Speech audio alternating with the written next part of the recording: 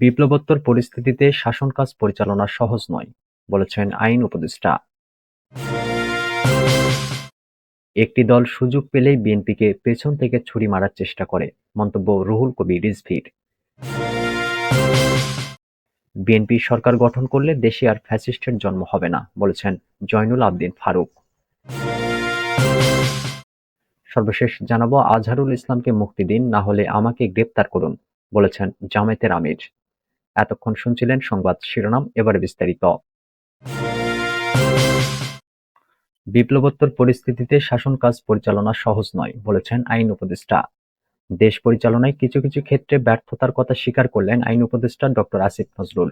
তবে বিপ্লবোত্তর পরিস্থিতিতে শাসন কাজ পরিচালনা করা সহজ নয় বলেও মন্তব্য করেছেন তিনি। রাজশাহীর পিটিআই মিলনায়তনে স্বরাষ্ট্র মন্ত্রণালয়ের আয়োজনে দেশের পরিবর্তিত পরিস্থিতিতে মানবাধিকার ও পরিবেশের উপর গুরুত্ব সহ আইন প্রয়োগ বিষয়ক এক কর্মশালায় প্রধান অতিথি হিসেবে উপস্থিত ছিলেন অন্তর্বর্তী সরকারের আইন উপদেষ্টা। কর্মশালায় যোগ দেওয়ার আগে সাংবাদিকদের এক প্রশ্নের জবাবে তিনি এ মন্তব্য করেন। আইন উপদেষ্টা বলেন, দেশের আইন শৃঙ্খলা পরিস্থিতি নিয়ে আমাদের আত্মতুষ্টির সুযোগ নেই। মাঝে মাঝে ভালো হয়েছে, মাঝে মাঝে বেশি খারাপ হয়েছে। এর কারণ অন্তর্বর্তী সরকার প্রায় ধ্বংসপ্রাপ্ত পুলিশ, বিচার বিভাগ ও প্রশাসন নিয়ে কাজ করছে। এছাড়া পতিত ফ্যাসিস্ট সরকারের শক্তির কিছু লোক পালিয়ে গেলেও বেশিরভাগই দেশে রয়েছে।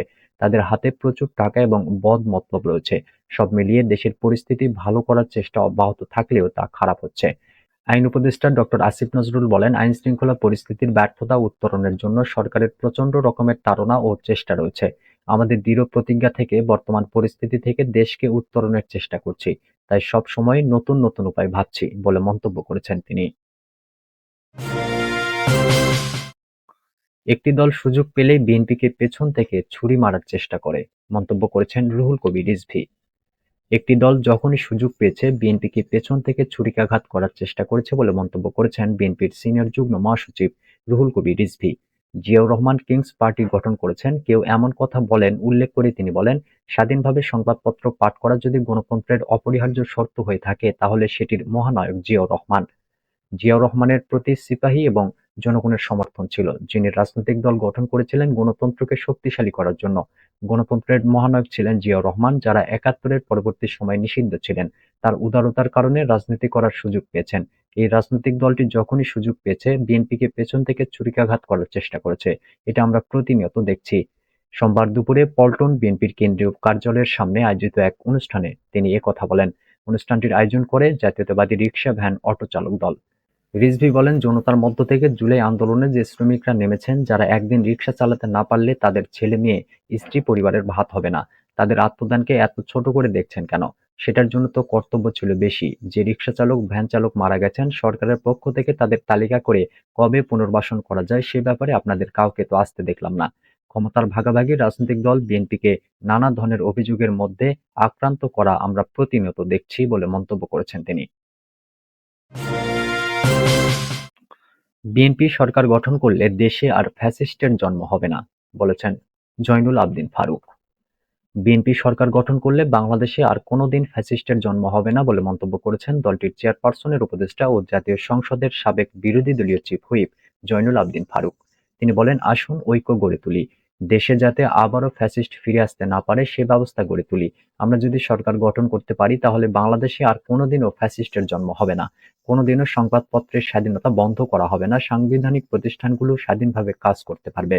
সোমবার গণঅভ্যুত্থান পরবর্তী চলমান সংকট সমাধানে দ্রুত নির্বাচনী রোডম্যাপ ঘোষণা ও রমজানে নিত্য প্রয়োজনীয় দ্রব্যমূল্যের ঊর্ধ্বগতি রোধের দাবিতে আয়োজিত এক সমাবেশে ফারুক এ মন্তব্য করেন।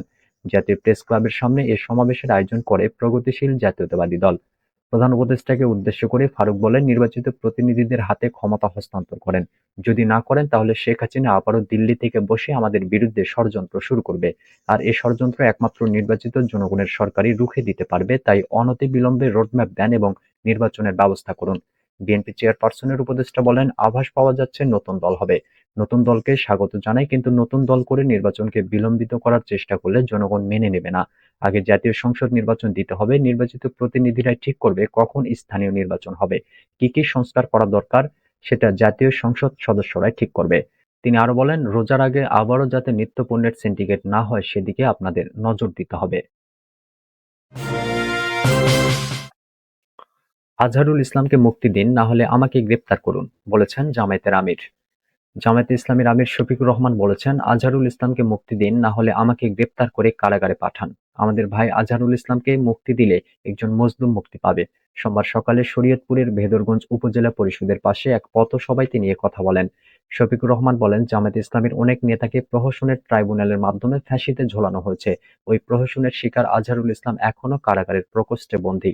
এখনকার পরিবর্তিত পরিস্থিতিতেও তাকে মুক্তি দিচ্ছে না সরকার। আজহারুল ইসলাম মুক্তির সঙ্গে সঙ্গে বাংলাদেশ পুরোপুরি মুক্তি পাবে না, তবে একজন মজলুম মুক্তি পাবে মন্তব্য করে জামায়াতের আমির বলেন, বাংলাদেশকে মুক্ত করতে হলে এদেশের যুব সমাজকে এগিয়ে আসতে হবে। টানা 15.5 বছর আমাদের উপর জুলুম চলেছে। আমরা আন্দোলন করেছি ফ্যাসিবাদী সরকারকে সরানোর জন্য। আমরা রাজনীতিবিদেরা তাদের সরাতে পারিনি, কিন্তু সেই সমস্ত দুঃখ, কষ্ট, যাতনা, জুলুম একত্র হয়ে যে শক্তি তৈরি হয়েছিল আমাদের ছাত্রদের নেতৃত্বে, সেই শক্তিতে বাংলাদেশ মুক্ত হয়েছে। আমাদের সেই সন্তানদের প্রতি কৃতজ্ঞতা জানাই।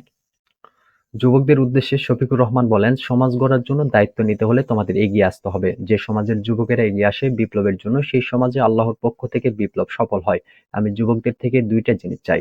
একটি হচ্ছে গভীর দেশপ্রেম এবং আরেকটি হচ্ছে আল্লাহর প্রতি ভয়।